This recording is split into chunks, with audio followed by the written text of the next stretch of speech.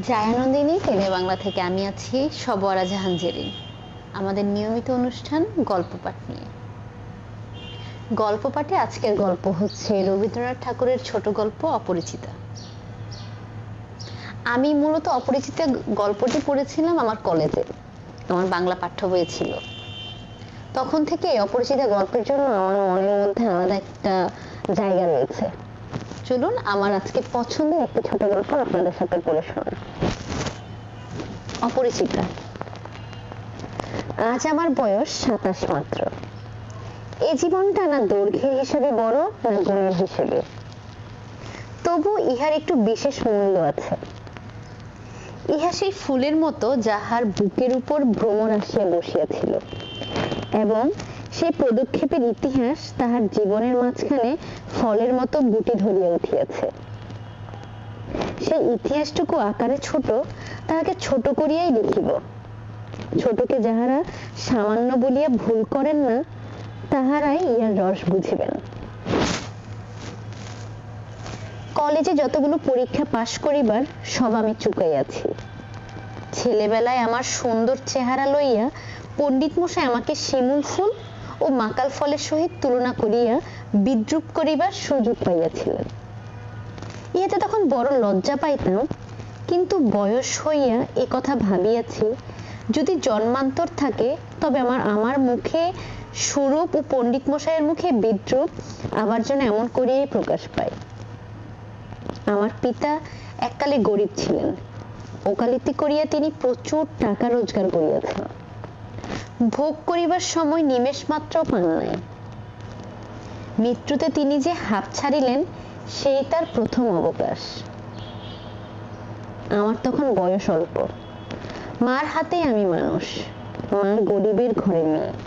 তাই আমার যে ধনী একথা তিনি ভোলেন না, আমাকেও ভুলতে দেন না। শিশুকালে আমি কোলে কোলেই মানুষ, সেই জন্য শেষ পর্যন্ত আমার পুরোপুরি বয়স হইল না। আজও আমাকে দেখিলে মনে হইবে আমি অন্নপূর্ণার কোলে গজাননের ছোট ভাইটি। আজ আমার আসল অভিভাবক আমার মামা। তিনি আমার চেয়ে বড় জোর 6 বড়, কিন্তু ফল্লুর বালির মতো তিনি আমার সমস্ত সংসারটাকে নিজের অন্তরের মধ্যে শুষিয়া লইয়াছে। তাহাকে না খুঁড়িয়া এখনকার এক গুন্ডুসও রস পাইবার জন্য। এই কারণে কোনো কিছুর জন্যই আমাকে কোনো ভাবনা ভাবিতে হয় না। কন্যার পিতা মাত্রই স্বীকার করিবেন আমি সৎপাত্র। তামারটুকু পর্যন্ত খাই না। ভালো মানুষ হওয়ার কোনো ঝঞ্ঝাট নাই, তাই আমি নিতান্তই ভালো মানুষ। মাতার আদেশ মানিয়া চলিবার ক্ষমতা আমার আছে, বস্তুত না মানিবার ক্ষমতা আমার নাই। অন্তঃপুরে শাসন চলিবার মতোই করিয়া আমি প্রস্তুত হইয়াছি। যদি কোনো কন্যা স্বয়ংবরা হন, তবে এই সুলক্ষণটি স্মরণ রাখিবেন। অনেক বড় ঘর হইতে আমার সম্বন্ধ আসিয়াছিল, কিন্তু মামা, যিনি পৃথিবীতে আমার ভাগ্য দেবতার প্রধান এজেন্ট, বিবাহ সম্বন্ধে তার একটা বিশেষ মত ছিল। ধনীর কন্যা তার পছন্দ নয়। আমাদের ঘরে যে মেয়ে আসিবে সে মাথা হেট করিয়া আসবে, এই তিনি চান। অথচ টাকার প্রতি আসক্তি তাহার অস্থি মজ্জায় জড়িত। তিনি এমন ব্যয় চান যাহার টাকা নাই, অথচ যে টাকা তিনি দিতে কুসুর করিবেন না। যাহাকে শোষণ করা চলিবে, অথচ বাড়িতে আসিলে গুরুগুরির পরিবর্তে বাধা হুক্কায় তামাক দিলে যার নালিশ খাটিবে না। আমার বন্ধু হরিশ কানপুরে কাজ করে। সে ছুটিতে কলিকাতায় আসিয়া আমার মন উতুলা করিয়া দিল। সে বলিল, ওহে মেয়ে যদি বলো, একটা খাস মেয়ে আছে। কিছুদিন পূর্বেই MA পাশ করিয়াছি। সামনে যতদূর পর্যন্ত দৃষ্টি চলে ধুধু করিতেছে। পরীক্ষা নাই, উমেদারি নাই, চাকরি নাই, নিজের বিষয় দেখিবার চিন্তাও নাই, শিক্ষাও নাই, ইচ্ছাও নাই। থাকিবার মধ্যে ভিতরে আছেন মা, বাহিরে আছেন মামা। এই অবকাশের মরুভূমির মধ্যে আমার হৃদয় তখন বিশ্বব্যাপী নারী রূপে মরীচিকা দেখিতেছিল। আকাশে তাহার দৃষ্টি, বাতাসে তাহার নিঃশ্বাস, তরু মর্মে তাহার গোপন কথা। এমন সময় হরিশ আসিয়া বলিলেন, মেয়ে যদি বলো তবে। এ কথাই শুনে আমার শরীর মন বসন্ত বাতাসে বকুল বনের নবপল্লব রাশির মতো কাঁপিতে কাঁপিতে আলো ছায়ায় ধুনিতে লাগিল। হরিশ মানুষটা ছিল রসিক, রস দিয়া বর্ণনা করিবার শক্তি তাহার ছিল, আর আমার মন ছিল তৃষ্ণার্ত। আমি হরিশকে বলিলাম, একবার মামার কাছে কথাটা পারিয়া দেখো। হরিশ আমার কথা রাখতেই আজ আসর জামাইতে আসবে। হরিশ আসর জামাতে অদ্বিতীয়, তাই সর্বত্রই তাহার খাতির। মামাও তাহাকে পাইলে ছাড়িতেন না। কথাটা তার বৈঠকে উঠিল। মেয়ের চেয়ে মেয়ের বাপের খবরটাই তাহার কাছে গুরুতর। বাপের অবস্থা তিনি যেমনটি চান তেমনি। এককালে ইহাদের বংশের লক্ষ্মীর মঙ্গল ঘট ভরা ছিল, এখন তাহা শূন্য বলিলেই হয়, অথচ তলায় সামান্য কিছু বাকি আছে। দেশে বংশমর্যাদা রাখিয়া চলা সহজ নয় বলিয়া ইনি পশ্চিমে গিয়া বাস করিতেছেন। সেখানে গরিব গৃহস্থের মতোই থাকেন। একটি মেয়ে ছাড়া আর তার কেউ নেই। সুতরাং তাহার ওই পশ্চাতের লক্ষ্মীর ঘরটি একেবারে উপর করিয়া দিতে দ্বিধা হইবে না। এসব ভালো কথা, কিন্তু মেয়ের বয়স যে 15। তাই শুনিয়া মামার মন ভার হইল। বংশ তো কোনো দোষ নাই। না না, দোষ নাই। বাপ কোথাও তার মেয়ের যোগ্য বর খুঁজিয়া পান না। একে তো বরের হাট মহার্ঘ, তাহার পরে ধনুক ভাঙা পণ। কাজেই বাপ কেবল সবুর করিতেছেন, কিন্তু মেয়ের বয়স আর সবুর করছে না। যাই হোক, হরিশের সরস রসনার গুণ আছে। মামার মন নরম হইল। বিবাহের ভূমিকা অংশটা নির্বিঘ্নে সমাধান হইয়া গেল। কলিকাতার বাহিরে বাকি যে পৃথিবীটা আছে সমস্তটাকেই মামা আন্দামান দ্বীপের অন্তর্গত বলিয়া জানেন। জীবনে একবার বিশেষ কাজে তিনি কেন্নগর পর্যন্ত গিয়েছিলেন। মামা যদি মনু হইতেন তবে তিনি হাবড়ার পুল পার হওয়াটাই তার সহিংসতায় একেবারেই নিষেধ করিয়া দিতেন। মনের মধ্যে ইচ্ছা ছিল নিজের চোখে মেয়ে দেখিয়া আসিবে। সাহস করিয়া প্রস্তাব করিতে পারিলাম না। কন্যাকে আশীর্বাদ করিবার জন্য যাহাকে পাঠানো হইল সে আমাদের বিনু দাদা, আমার পিস্তুত ভাই। তাহার মতো রুচি আর দক্ষতা পরে আমি 16 আনা নির্ভর করিতে পারি। বিনুদা ফিরিয়া আসিয়া বলিলেন, মন্দ নয় হে, খাঁটি সোনা বটে। বিনুদাদার ভাষাটা অত্যন্ত আট। যেখানে আমরা বলি চমৎকার, সেখানে তিনি বলে চলনসই। অতএব বুঝিলাম আমার ভাগ্যে প্রজাপতির সঙ্গে পঞ্চস্বরের কোনো বিরোধ নেই। বলা বাহুল্য, বিবাহ উপলক্ষে কন্যাপক্ষকেই কলিকাতা আসিতে হইল। কন্যার জন্য শম্ভুনাথ বাবু হরিশকে তাকে বিশ্বাস করিতেন তাহার প্রমাণ এই যে বিবাহের 3 দিন পূর্বে তিনি আমাকে প্রথম চক্ষে দেখেন এবং আশীর্বাদ করিয়া যান। বয়স তার 40-এর কিছু এপার ওপার। চুল কাটা, গোপে পাক ধরিতে আরম্ভ করিয়াছে মাত্র। সুপুরুষ বটে আমার শ্বশুর। ভিড়ের মধ্যে দেখিলে সকলের আগে তার উপরে চোখ পড়িবার মতো চেহারা। আশা করি আমাকে দেখে তিনি খুশি হইয়াছিলেন।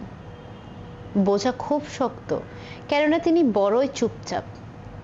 যে দুটি একটি কথা বলেন যেন তাহাতে পুরো জোর দিয়া বলেন না। মামার মুখ যখন অনর্গল ছুটিতেছিলেন, ধনে মানে আমাদের স্থান যে শহরের কারো চেয়ে কম নয়, সেইটাকেই তিনি নানা প্রসঙ্গে প্রচার করিতেছিলেন। শম্ভুনাথ বাবু এক কথায় একেবারেই যোগাই দিলেন না। কোনো ফাঁকে একটা হু বা হা কিছুই শোনা গেল না। আমি হইলে দমিয়া যাইতাম, কিন্তু মামাকে দমানো খুব শক্ত। তিনি শম্ভুনাথ বাবুর চুপচাপ ভাব দেখিয়া ভাবিলেন, লোকটা নিতান্ত নির্জীব, একেবারে কোনো তেজ নেই। বেয়াই সম্প্রদায়ের আর যাই থাক, তেজ থাকাটা দোষের। অতএব মামা মনে মনে খুশি হইলেন। শম্ভুনাথ বাবু যখন উঠিলেন তখন মামার সংক্ষেপে উপর হইতেই তাহাকে বিদায় করিলেন। গাড়িতে তুলিয়ে দিতে গেলেন না। পণ সম্বন্ধে দুই পক্ষে পাকাপাকি কথা ঠিক হইয়া গিয়াছিল। মামা নিজেকে অসামান্য চতুর বলিয়া অভিমান করিয়া থাকেন, কথাবার্তায় কোথাও তিনি কিছু ফাঁক রাখেন নাই। টাকার অঙ্ক তো স্থির ছিলই, তারপরে গহনা কত ভরি, সোনা কত দরের হইবে সেও একেবারে বাধাবাধি হইয়া গিয়েছিল। আমি নিজে স্তমত কথার মধ্যে ছিলাম না, জানি না। আমি নিজে সমস্ত কথার মধ্যে ছিলাম না, জানিতাম না দেনা পাওনা কি স্থির হইল। মনে জানিতাম এই স্থূল অংশটাও বিবাহের একটা প্রধান অংশ, এবং সেই অংশের ভার যার উপর তিনি এক করাও ঠাকিবেন না। বস্তুত আশ্চর্য পাকা লোক বলিয়া মামা আমাদের সমস্ত সংসারের প্রধান গর্ভের সামগ্রী। যেখানে আমাদের কোনো সম্বন্ধ আছে সেখানে সর্বত্রই তিনি বুদ্ধির লড়াইয়ে জিতিবেন, এই একেবারেই ধরা। এই জন্য আমাদের অভাব না থাকিলেও অন্য পক্ষের অভাব কঠিন হইল জিতিব। আমাদের সংসারেই এই জেদ, ইহাতেই যে বাঁচুক আর যে মরুক। গায়ে হলুদ অসম্ভব রকম ধুমধাম করিয়া গেল। বাহক এত গেল যে তাহার আদমশুমারি করিতে হইলে কেরানি রাখিতে হইবে। তাহাদিগকে বিদায় করিতে অপর পক্ষকে যে নাকাল হইতে হবে সে কথা স্মরণ করিয়া মামার সঙ্গে মা একযোগে বিস্তর হাসিলেন। ব্যান্ড, বাঁশি, শখের কনসার্ট প্রভৃতি যেখানে চমৎপ্রকার উচ্চ শব্দ আছে, সমস্ত একসঙ্গে মিশাইয়া বর্বর কোলাহলের সমস্ত ধারা সঙ্গীত সরস্বতীর পদ্মবন দলিত বিদলিত করিয়া আমি তো বিবাহ বাড়িতে গিয়া উঠিলাম। আংটিতে, হাড়েতে, জরি জহরতে আমার শরীরে যেন গহনার দোকান নিলামে ছাড়িয়া বলিয়া বোধ হইল। তাহাদের ভাবি জামাইয়ের মূল্য কত সেটা যেন কতক পরিমাণে সর্বাঙ্গে স্পষ্ট করিয়া লিখিয়া ভাবি শ্বশুরের সঙ্গে মোকাবিলা করিতে চলিয়াছিলাম। মামা বিবাহ বাড়িতে ঢুকিয়া খুশি হইলেন না। একত উঠানটাতে বরযাত্রীর জায়গার সংকুলন হওয়াই শক্ত, তাহার উপরে সমস্ত আয়োজন নিতান্ত মধ্যম রকমের। ইহার পরে শম্ভুনাথ বাবুর ব্যবহারটাও নেহাতই ঠান্ডা, তার বিনয়টা অজস্র নয়, মুখত কথাই নেই। কোমরে চাদর বাঁধা, গলা ভাঙা, টাক পরা, মিশকালো এবং বিপুল শরীর তার একটি উকিল বন্ধু যদি নিয়ত হাত জোর করিয়া মাথা হেলাইয়া নম্রত ও গদগদ বছরে কনসার্ট পার্টির কলকাতা বাজিয়ে হইতে শুরু করিয়া বরকর্তাদের প্রত্যেককে বারবার প্রচুর রূপে অভিষিক্ত করিয়া না দিতেন, তবে গোড়াতেই একটা এসপার ওসপার হতো। আমি সভায় বসিবার কিছুক্ষণ পরেই মামা শম্ভুনাথ বাবুকে পাশের ঘরে ডাকিয়া লইয়া গেলেন। কি কথা হইল জানি না। কিছুক্ষণ পরেই শম্ভুনাথ বাবু আমাকে আসিয়া বলিলেন, বাবাজি, একবার এইদিকে আসতে হবে। ব্যাপারখানা এই, সকলের না হোক কিন্তু কোনো কোনো মানুষের জীবনের একটা কিছু লক্ষ্য থাকে। আমার মামার একমাত্র লক্ষ্য ছিল তিনি কোনো মতেই কারো কাছে ঠকিবেন না। তার ভয় তার বেয়াই তাকে গয়নায় ফাঁকি দিতে পারেন। বিবাহ কার্য শেষ হইয়া গেলে সে ফাঁকি আর প্রতিকার চলিবে না। বাড়ি ভাড়া, সওগাত, লোক বিদায় প্রভৃতি সম্বন্ধে যেরকম টানাটানির পরিচয় পাওয়া গেছে, তাহাতে মামা ঠিক করিয়াছিলেন দেওয়া থোয়া সম্বন্ধে এই লোকটির শুধু মুখের কথার উপর ভর করা চলিবে না। সেই জন্য বাড়ির স্যাকরাকে শুদ্ধ সঙ্গে আনিয়াছিলেন। পাশের ঘরে গিয়ে দেখিলাম মামা এক তক্তপোষে এবং স্যাকরা তাহার দাড়িপাল্লা, কোষ্ঠী পাথর প্রভৃতি লইয়া মেঝেই বসিয়া আছেন। শম্ভুনাথ বাবু আমাকে বলিলেন, তোমার মামা বলিতেছেন বিবাহের কাজ শুরু হইবার আগে তিনি কনের সমস্ত গহনা যাচাই করিয়া দেখিবেন, ইহাতেই তুমি কি বলো? আমি মাথা হেট করিয়া চুপ করিয়া রহিলাম। মামা বলিলেন, ও আবার কি বলিবে? আমি যা বলিব তাই হইবে। শম্ভুনাথ বাবু আমার দিকে চাহিয়া কহিলেন, সেই কথা তবে ঠিক, উনি যা বলিবেন তাই হইবে? এই সম্বন্ধে তোমার কিছু বলিবার নেই? আমি একটু ঘাড় নাড়ার ইঙ্গিত জানাইলাম। এসব কথায় সম্পূর্ণ অনধিকার। আচ্ছা তবে বসো, মেয়ের গা হইতে সমস্ত গহনা খুলিয়া আনিতেছি। এই বলিয়া তিনি উঠিলেন। মা বলিলেন, অনুভব এখানে কি করিবে? ও সবাই গিয়ে বসুক। শম্ভুনাথ বলিলেন, না, সবাই নয়, এখানেই বসিতে হইবে। কিছুক্ষণ পর তিনি একখানা গামছায় বাঁধা গহনা আনিয়া তক্তপোষের উপর মেলিয়া ধরিলেন। সমস্তই তাহার পিতামহীদের আমলের গহনা, হাল ফ্যাশনের শুকনো কাজ নয়, যেমন মোটা তেমন ভারী। শেখরা গহনা হাতে তুলিয়া লইয়া বলিলেন, এ আর দেখিব কি, ইহাতে কোনো খাদ নাই, এমন সোনা এখনকার দিনে ব্যবহারই হয় না। এই বলিয়া সে মকরমুখা মোটা একখানা বালাই একটু চাপ দিয়া দেখিল, তাহা বাকিয়া যায়। মামা তখনই তার নোট বইয়ে গহনাগুলি ফর্দ টুকিয়া লইলেন। পাছে যাহা দেখাইয়া হইল তাহার কোনোটা কম পড়ে। হিসাব করিয়া দেখিলেন, গহনা যে পরিমাণ দিবার কথা এগুলি সংখ্যায় দেড় এবং ভারে তার অনেক বেশি। গহনাগুলির মধ্যে একজোড়া ইয়াররিং ছিল। শম্ভুনাথ সেইটা শেখরার হাতে দিয়ে বলিলেন, এটাকে একবার পরখ করিয়া দেখেন। শেখরা কহিল, ইহা বিলাতি মাল, ইহাতে সোনার ভাগ সামান্যই আছে। শম্ভুনাথ বাবু ইয়াররিং জোড়া মামার হাতে দিয়ে বলিলেন, এটা আপনারাই রাখিয়া দিন। মামা সেটা হাতে লইয়া দেখিলেন, এই ইয়াররিং দিয়াই কন্যাকে তাহারা আশীর্বাদ করিয়াছিলেন। মামার মুখ লাল হইয়া উঠিল। দরিদ্র তাহাকে ঠকাইতে চাহিবে, কিন্তু তিনি ঠকিবেন না, এই আনন্দের সম্ভোগ হইতে বঞ্চিত হইলেন এবং তাহার উপরে কিছু উপরি পাওনা জুটিল। অত্যন্ত মুখ ভার করিয়া বলিলেন, অনুপম, যাও, তুমি সবাই গিয়ে বসো গে। শম্ভুনাথ বাবু হেসে বললেন, না, এখন সবাই বসিতে হইবে না, চলুন আগে আপনাদের খাওয়াইয়া দিই। মামা বলিলেন, সে কি কথা, লগ্ন? শম্ভুনাথ বাবু বলিলেন, সেজন্য কিছু ভাবিবেন না, এখন উঠুন। লোকটি নেহাত ভালো মানুষ ধরনের, কিন্তু ভেতরে বেশ একটু জোর আছে বলিয়া বোধ হইল। মামাকে উঠিতেই হইল। বরযাত্রীদেরও আহার হইয়া গেল।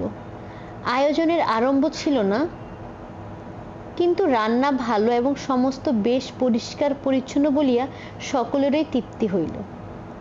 বরযাত্রীদের খাওয়া শেষ হইলে শম্ভুনাথ বাবু আমাকে খাইতে বলিলেন। মামা বলিলেন, সে কি কথা বেয়াই, বিবাহের পূর্বে বর খাইবে এমন করিয়া? বিবাহের পূর্বে বর খাইবে কেমন করিয়া? এই সম্বন্ধে মামার কোনো মত প্রকাশে তিনি সম্পূর্ণ উপেক্ষা করিয়া আমার দিকে চাহিয়া বলিলেন, তুমি কি বলো, বসিয়া যাইতে দোষ কিছু আছে? মূর্তিমতী মাতৃ আজ্ঞা স্বরূপ মামা উপস্থিত, তার বিরুদ্ধে চলা আমার পক্ষে অসম্ভব। আমি আহারে বসিতে পারিলাম না। তখন শম্ভুনাথ বাবু মামাকে বলিলেন, আপনাদিগের অনেক কষ্ট দিয়েছি, আমরা ধনী নই, আমাদের যোগ্য আয়োজন করিতে পারি নাই, ক্ষমা করিবেন আমাকে। রাত হইয়া গিয়েছে, আর আপনাদের কষ্ট বাড়াইতে ইচ্ছা করি না। এখন তবে? মামা বলিল, তা সবাই চলুন, আমরা তো প্রস্তুত আছি। শম্ভুনাথ বলিলেন, তবে আপনাদের গাড়ি বলিয়া দেই। মামা আশ্চর্য হইয়া বলিলেন, ঠাট্টা করিতেছেন নাকি? শম্ভুনাথ কহিলেন, ঠাট্টা তো আপনি করিয়াছেন, ঠাট্টার সম্পর্কটাকে স্থায়ী করিবার ইচ্ছা আমার নাই। মামা দুই চোখ এত বড় করিয়া মেলিয়া অবাক হইয়া রহিলেন। শম্ভুনাথ কহিলেন, আমার কন্যার গহনা আমি চুরি করিব, এ কথা যার মনে করে তাদের আমি কন্যা দিতে পারি না। আমাকে একটি কথাও বলাও তিনি আবশ্যক বোধ করিলেন না, কারণ প্রমাণ হইয়া গেছে আমি কেহই নই। তারপরে যা হইল সে আমি বলিতে ইচ্ছা করি না। ঝাড় লণ্ঠন ভাঙিয়া চুরিয়া, জিনিসপত্র লণ্ডভণ্ড করিয়া বরযাত্রের দল দক্ষ যজ্ঞের পালা সারিয়া বাহির হইয়া গেল। বাড়ি ফিরিবার সময় ব্যান্ড, রসন, চৌকি ও কনসার্ট একসঙ্গে বাজিল না। অব্রের ঝাড়গুলো আকাশে তারার উপর আপনাদের কর্তব্যের বরাত দিয়া কোথায় যে মহানির্বাণ লাভ করিল সন্ধান পাওয়া গেল না। শুনছিলেন রবীন্দ্রনাথ ঠাকুরের ছোট গল্প অপরিচিতা। অপরিচিতা গল্পটি আমরা আমাদের পরবর্তী অনুষ্ঠানে শেষ করে দিব। ততক্ষণ পর্যন্ত আমাদের সঙ্গে থাকবেন, ভালো থাকবেন।